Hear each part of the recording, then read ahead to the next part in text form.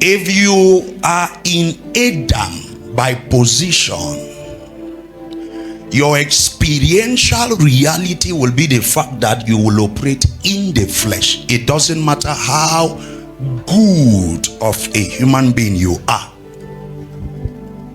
Experientially, you will operate from the flesh. This is our positional reality.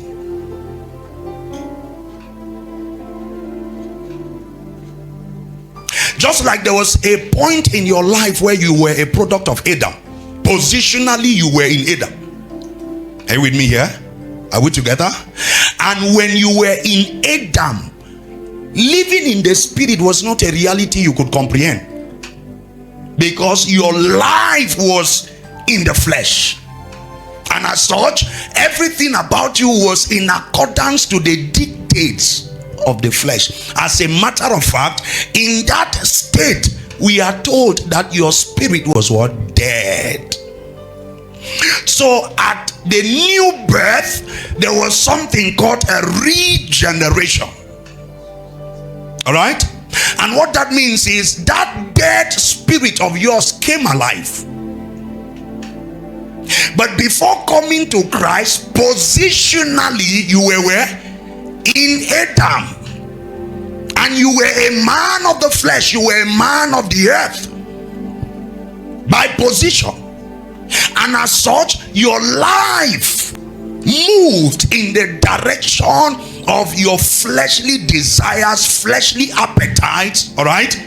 Yes, because positionally, you were in Adam.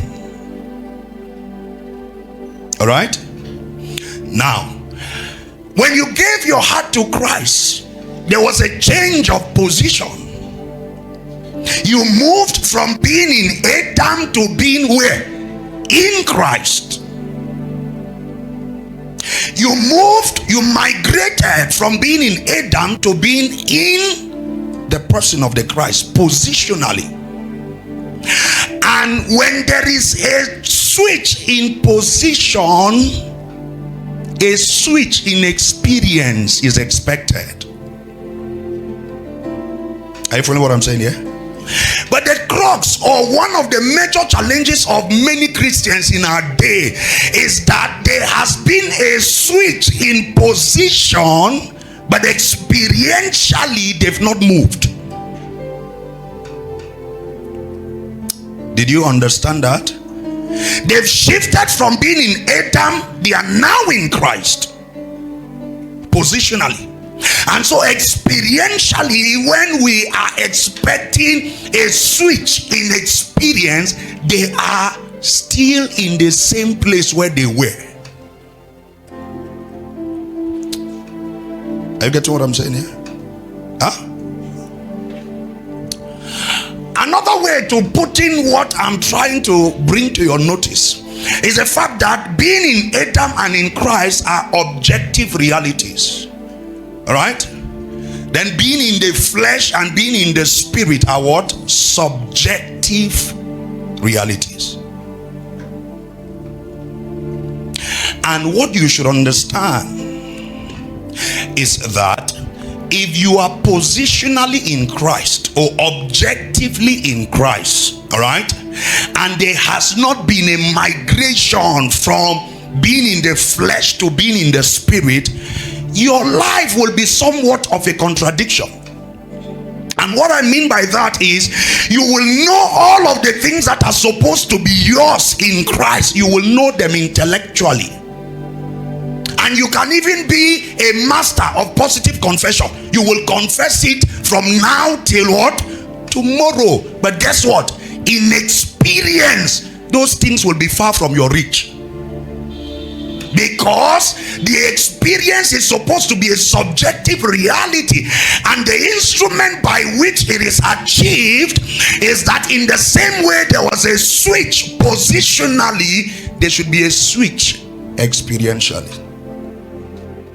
And so you realize that this becomes the reason why the subject subject of, walking with the Spirit of God becomes very, very paramount as far as the Christian life is concerned. If not, our lives, instead of bringing people to Christ, our lives will be the reason why people will not want to come close to church.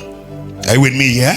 Because you will claim to be saved, you will claim to be a new creation, but the things that are still happening around you, they are things of men that are predominantly where? In Adam.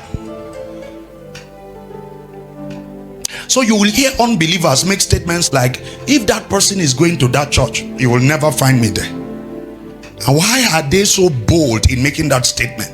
It is because subjectively there is a kind of life they are subscribed to, and for them they know that this life we are living is because we are not saved. Are you with me here? In Christian language, I will say that the life they are living is because they are in Adam. They've not moved. But you claim to have moved positionally. You are no longer in Adam. You are now in Christ.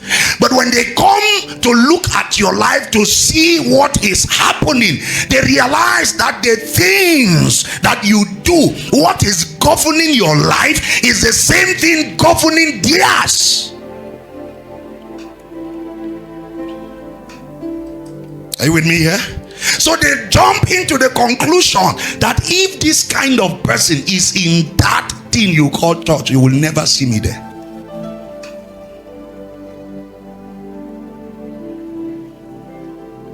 Are we together?